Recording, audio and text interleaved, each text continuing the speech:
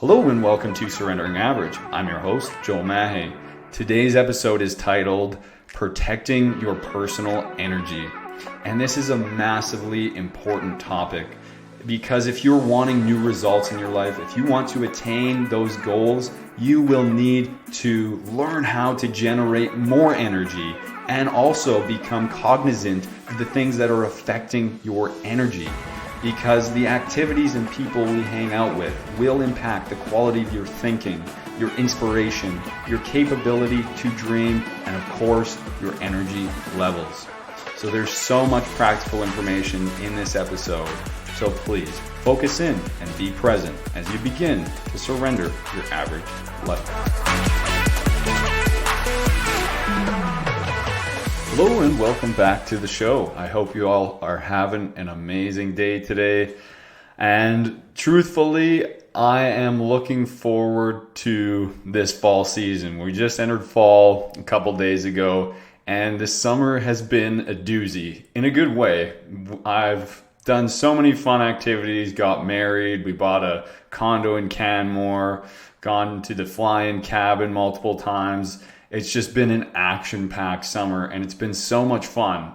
But the one thing that I found myself lacking throughout that busy, or I guess I should call it active time, was really connecting with myself on a deeper level, getting true to what is serving me the most, progressing me the most, and really getting in tune with my energy levels. What's providing me with energy? What's depleting my energy?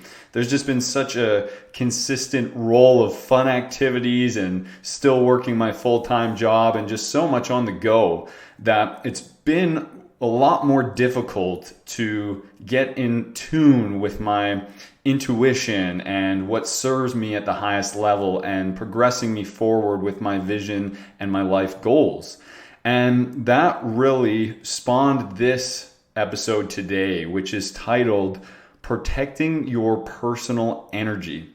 And getting into this fall season and the winter months, usually it's a lot more downtime, less exciting, less activities to do. But there's also so much benefit that comes from it. And I tend to get the most work done, be the most productive. Like I said, just really these couple seasons coming up really allow me to step into my personal power, my inner work, and help me progress closer to my vision. So I have that time and flexibility in those warm summer months to have a bit more fun and not pay as much attention to those. So in today's episode, we will talk about protecting your personal energy. And we've all had days where we feel completely drained, we have that low vibration, and all we want to do is, sit around and do nothing. And we've also experienced days where we are motivated, inspired, and just pumped up on life. And something many of us are probably guilty of is not necessarily tracking what causes us to feel that way. And today I want to talk about the activities and probably the people in our life that are either supplying, aka generating our energy levels, or the ones that are depleting our energy. Now, this is such an important topic because many times we don't like to make changes in our life because what we're currently doing is comfortable, potentially easy, and it's familiar to us. We like to do things that are familiar. That's why we love routine so much, because we know it's coming, we can expect it, we can prepare for it. It's not necessarily as scary, it's not necessarily as uncomfortable. We like to live in the familiar, in the comfortable playing field.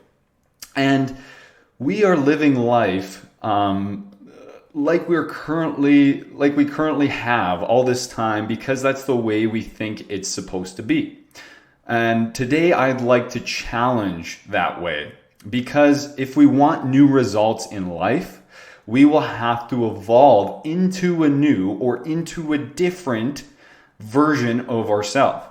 And that means doing things differently than we currently are doing them right now. And that might involve limiting the time that we spend with certain people and potentially refraining or doubling down on particular activities or habits, or just different things that we're doing in our day-to-day life. So who you hang out with will impact the quality of your thinking, your inspiration, your capability to dream, and of course, your energy. And we've all heard that saying before: you are the average of the 5 people you spend the most time with. And they always say, choose these people wisely. So why is it though? Why is it we're the average of these 5 people? We've always heard the saying, but why exactly is that? And it's because you will naturally meld to the same ways of thinking, have similar expectations for what is quote unquote normal or what is quote unquote a dream, simply so you can relate to the other person in order to fit in. Now that's just the basics. That's just the evolutionary standpoint of what's happening in our subconscious, why we naturally do this. It's because of an evolutionary standpoint. We've evolved to fit in the tribe. We've evolved to think as the same way as our environment, as the people around us, so we fit in. So we survive with that tribe. But when we hang out with those same people, we gravitate to that normality. What is normal? Well, now think about the 5 people you spend the most time with. It's probably generally those people have, in general, the same expectations of what life is supposed to be. Whether that's have that full-time job, have a couple kids, have an animal, have that house, work your whole life, retire, that's the dream, whatever it may be. Now look at extremely wealthy people. They probably have a different perspective on what money is, on what their work is, on what investing is.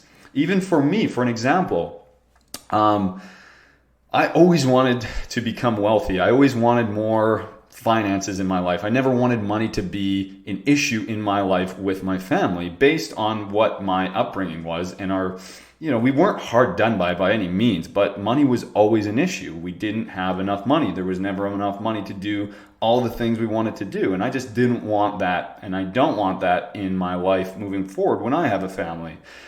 So that inspired me to outsource ways to think outside the box, how to make more money, how to invest money. And that got me into real estate investing at a fairly young age. But what that proved, just touching on this point of what normal is, to me, before entering the studies of real estate investing and surrounding myself with other real estate investors, it wasn't normal to invest in real estate. It was normal to only have one house, pay off that house, work your full-time job, pay your bills, and that's how it is. That's what normal was. But once I started surrounding myself with these real estate investors, the new normal was to own multiple properties, to have cash flowing properties, to have tenants pay off the mortgage instead of me. And this became the new normal. This helped me to view real estate and investing in a different way, getting money to work for us instead of putting all my capital in, use other people's capital to pay off these houses. And that became the new normal.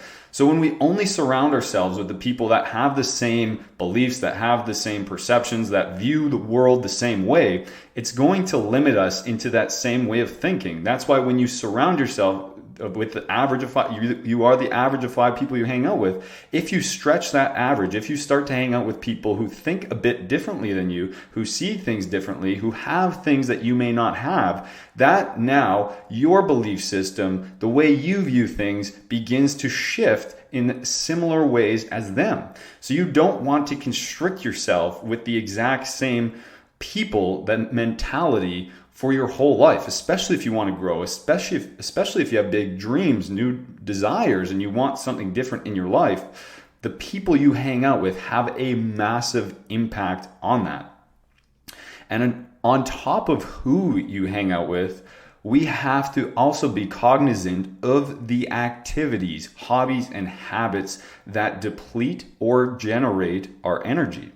And most of the time, it's the activities that make us feel good in the moment, but lead to delayed negative repercussions. And some common examples of these are drinking, drugs, binge watching TV, eating unhealthy food, staying up late, not getting enough sleep because it's more fun, or we're involved and intrigued in a TV episode or whatever, and that affects our sleep. We might not exercise because there's other things that might be more fun to do in the moment. Avoid learning or improving ourselves because that just takes up more time. Gossip, etc., etc., etc. And this may be amazing and so fun in the moment, but it's not leading to that longevity, that long-term desired outcome, that delayed gratification. And I touch on this because I just lived it through last weekend. I had my stag where we went to Whistler.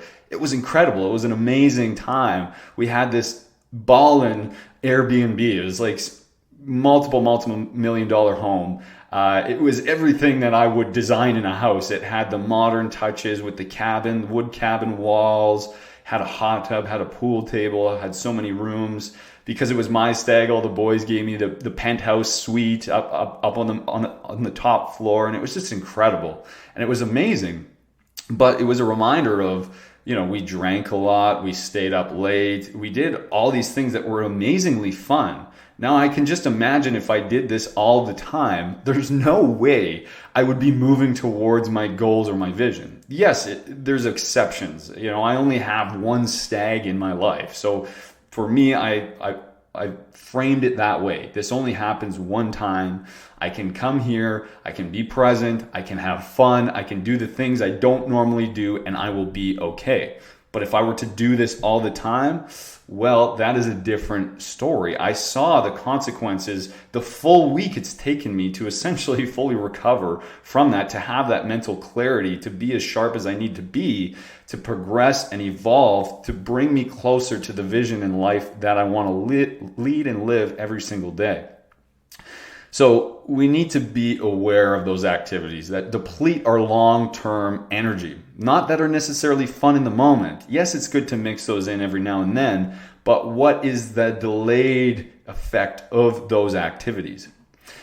So a good exercise to perform often is to check in with yourself to ensure your energy levels are optimized.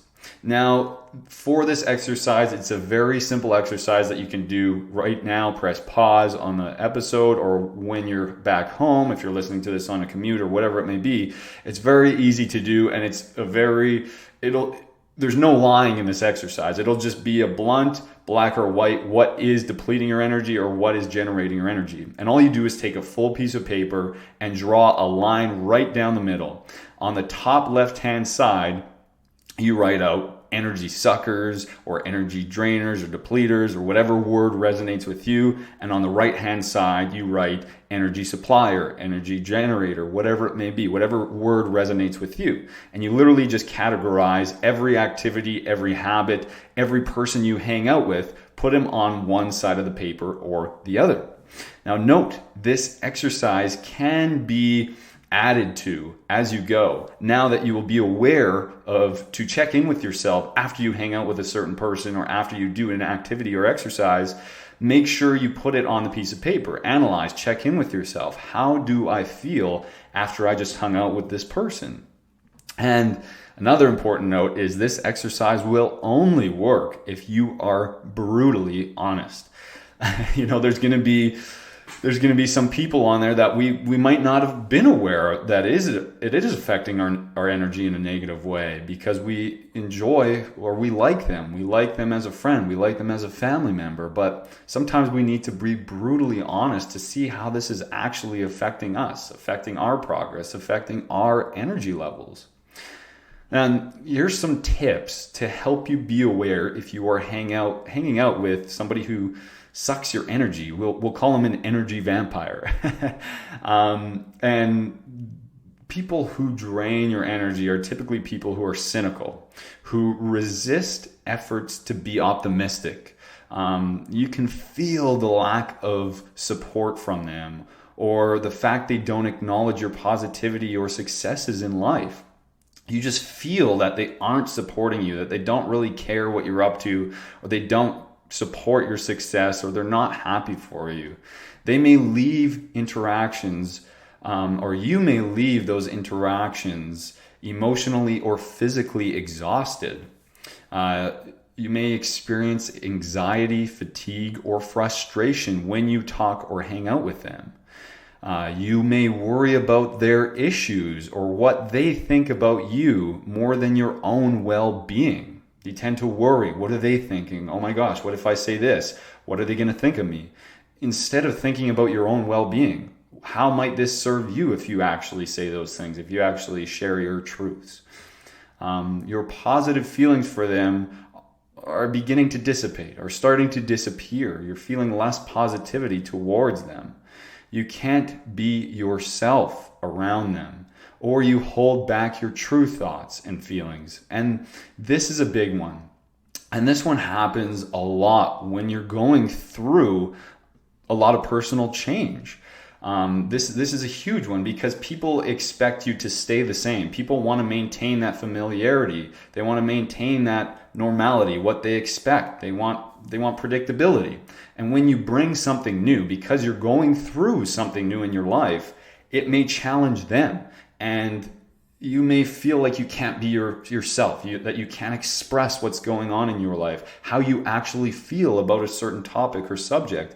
And that is an absolute energy sucker. That's so bad to have around when you're trying to evolve into a new version. When you evolve into a new way of being, you tend to have new thoughts.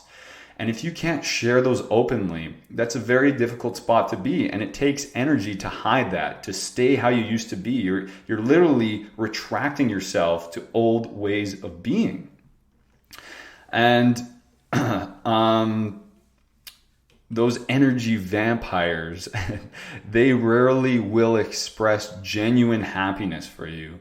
They tend to point out flaws or negative aspects about your plan, your goals, your visions, your accomplishments. They can't just be optimistic for you, or they're not pumped up when you tell them an idea. They say, oh, well, what if this happens?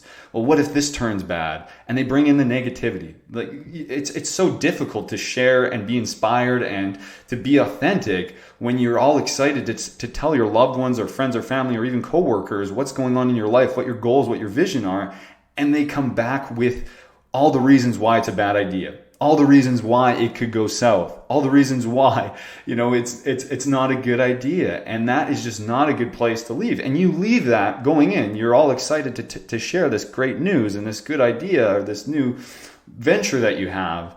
And you go into the conversation all jazzed up, and then you leave depleted because they've only pointed out what could go wrong. And that is not a good place to sit.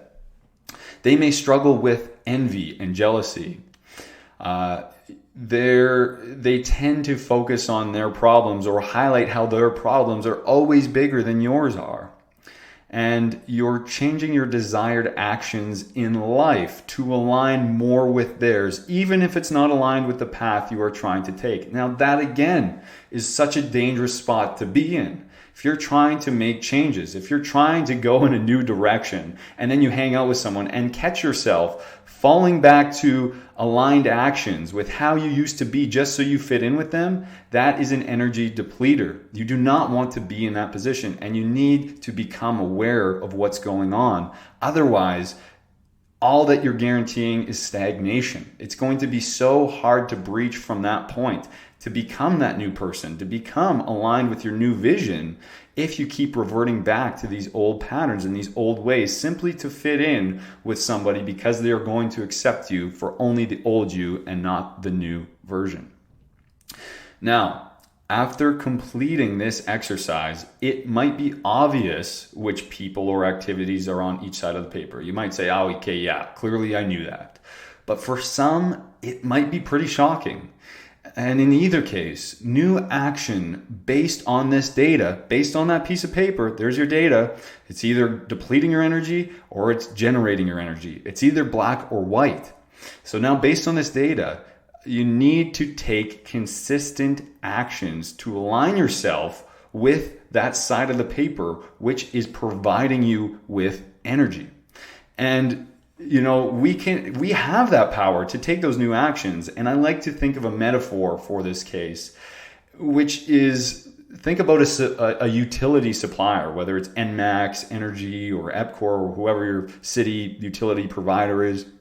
You can switch utility providers to get a better rate, whoever offers a better rate, or you can alter your consumption of the amount of electricity or natural gas or water you use in your house. You have the power to lower that power bill. You have the power to alter your decisions to get a new utility rate, to get a new utility bill, to lower your costs. It's the same way with the people or activities we spend the most time with. We can alter those things.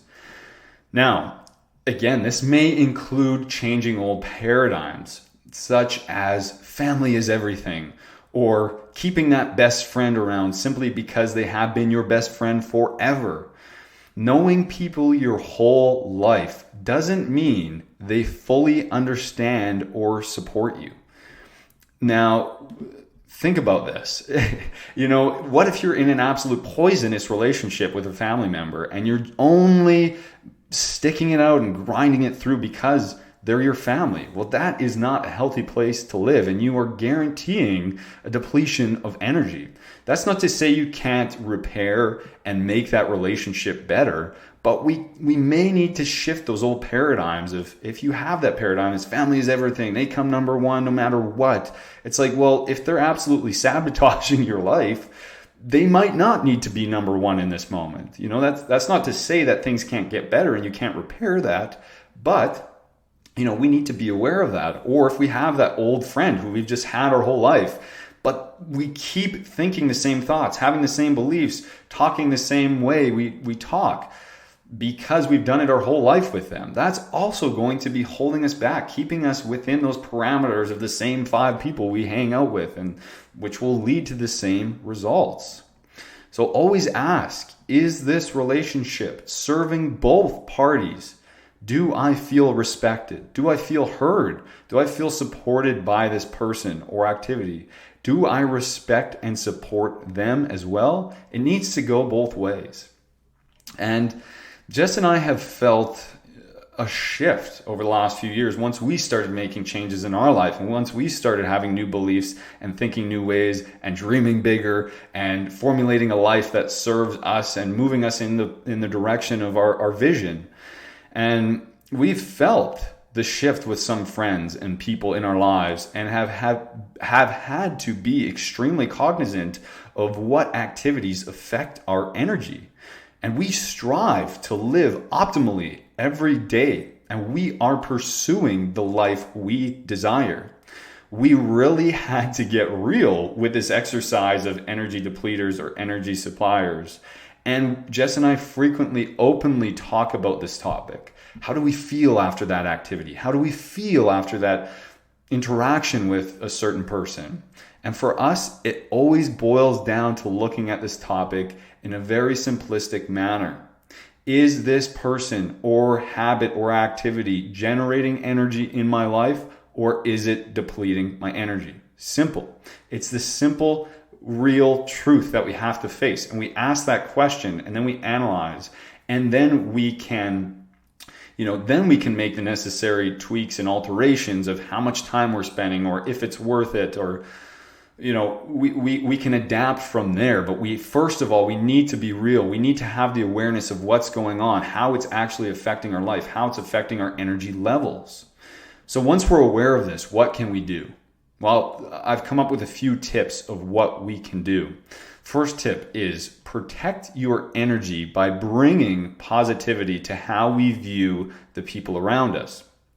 So, low vibrational thoughts will tend to lead to low vibrational feelings. And I believe we tend to receive what we give out. What we give out to the world, what we give out to others, we will in turn eventually get that back.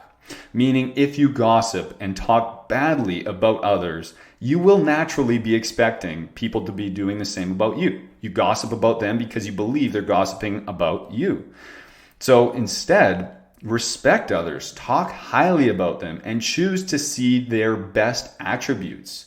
We never fully know what other people are actually thinking about us when we're not present with them. So we're left to tell stories, or we're left to fabricate a story saying, oh, I bet they're saying this, or I think they're saying this.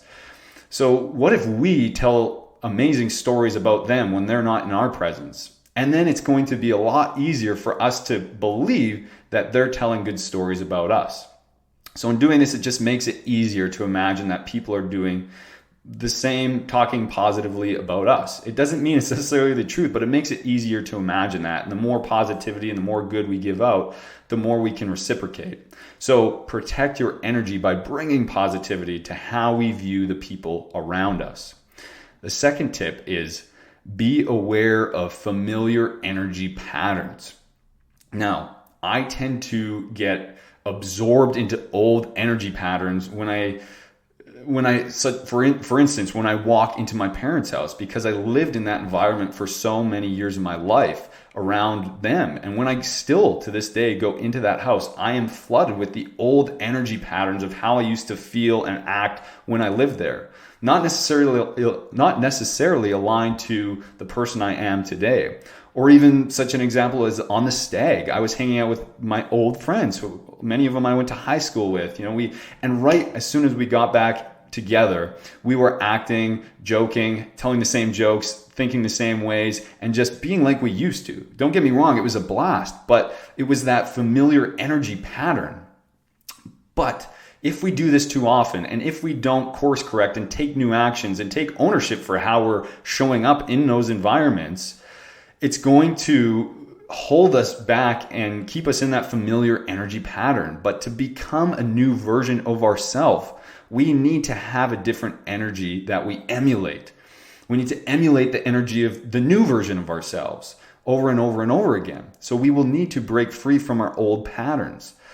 So to do this, we need to cultivate new experiences, new habits and actions so we consistently break free from the energy patterns we are familiar with. So even if I do go to my parents and I get sucked into that old energy habits, I need to make sure that my daily habits, my experiences, how I show up otherwise are going in the other directions, that I don't stay in that pattern, and that I also do my best to show up with, being aware of that this energy, this old way of being tends to flood over me in familiar experiences. So again, it's just the awareness of how our energy gets affected with who we hang out with. And the best exercises and routines to ensure that we become that best optimal version of ourselves is by practicing holistic health. And I will preach this to the day I die, but including daily practices such as meditation, mindfulness, exercise, nutrition, sleep, connection, nature, whatever it may be, whatever these daily practices are, we need to be doing those so we can perform optimally, so we can live congruently with what our vision is, because chances are our goals that we have for the future will involve us to become a different version of ourselves to attain them, because who we are now doesn't have those results. We need to become something new, someone different to achieve new results. And the only chance we have at ever doing that is by performing at an optimal level. And there's no way around. There's just no way around exercise, nutrition, sleep, meditation, all these tools that help us so drastically. And these daily practices will help you connect with what you intuitively know is best for you. It will become more clear with a continual practice who you should be hanging out with, the people you need to be hanging out with, and what activities and habits you should be practicing to get you to that next level. The next tip is we need to ensure or establish boundaries. So limit the amount of time you spend with the energy vampires or activities that are on that left side of the page, the energy depleters. Let's establish boundaries. That doesn't mean we need to exile or eliminate the people we have in our life, but we may need to set up boundaries, limitations on how much time we're spending, how much time we're doing those activities.